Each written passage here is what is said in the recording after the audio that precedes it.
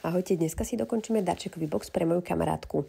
Nastriham si tyl, ten použijem ako také medziposchodie medzi box a priehľadný balón. Priehľadný balón na ten box nalepím, inak v boxe mám ponoštičky a leginky, ktoré boli súčasťou toho setu, kúpila som to v Tesku, je to FNF.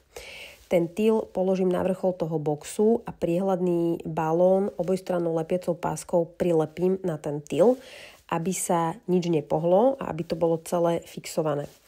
To isté platí aj o stuhách, tie tiež prilepím priehľadnou obojstrannou páskou na balón.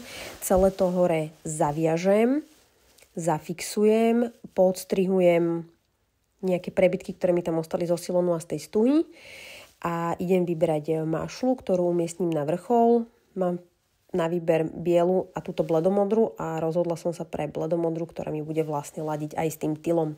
Keď už je to hotové, tak na prednú stranu dávam zlatý akrylový disk, kde sú nejaké údaje o bábätku alebo voliteľný text, čo si vyberiete. A takto už vyzeral ten box a idem ho darovať mojej kamarátke. Napíšte mi, či sa vám to páči, či by ste prijali prípadne vy takýto darček.